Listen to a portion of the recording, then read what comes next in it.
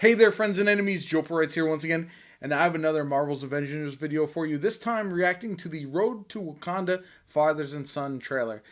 These videos have been amazing. The setup to the Black Panther update have been amazing so far. I'm very, very hyped for that. I'm really excited to dive deep into Marvel's Avengers.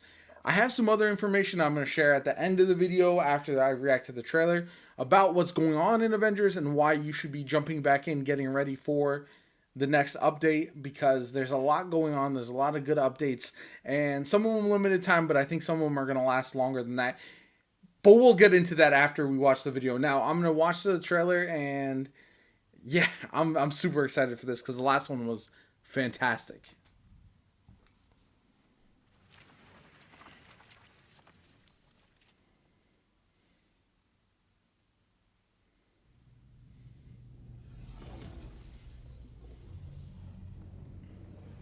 I'm so ready for this character. You have no idea.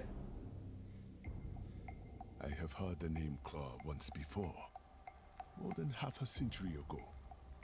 The gods were restless when the Elder Claw first arrived in Wakanda. It's They Kratos. warned me that bloodline would tear at the very fabric of our nation, starting with the Black Panther himself. But Wakanda remained unconquered. The name Claw was forgotten to history.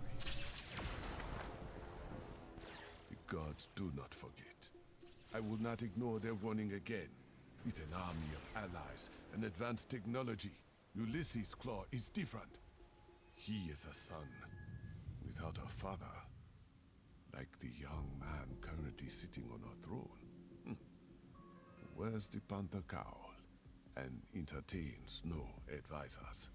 Maybe that wasn't. T'Challa watched his father die at the hands of those he trusted most. He vowed to never let it happen again. But if he does not trust his people, Shuri, okay. Wakanda will fall. Let's go. Claw promised to finish what his father started. The gods predict only one of them will succeed. Okay.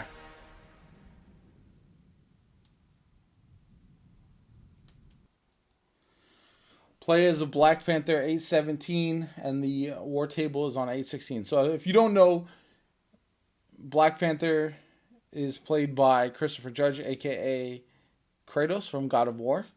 So I thought that was him, but it's not. It's still, it was awesome.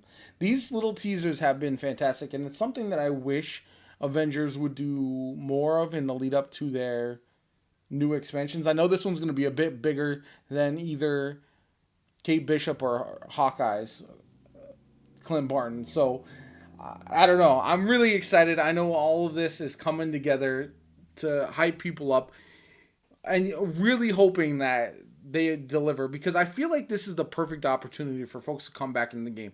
They've enhanced the end game by adding the Omega level threats. Not only the one that that already launched, but also another one coming in the new expansion. We've got overhauls to the UI, which looks fantastic from what they've shown off.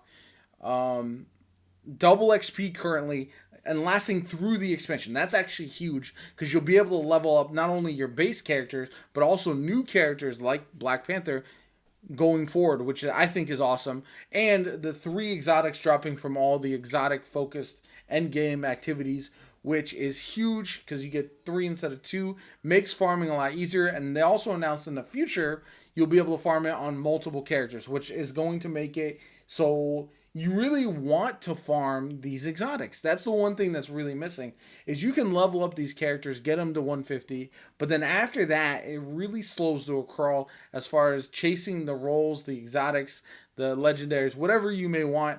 It makes it very difficult. There's not targeted farms that you would want.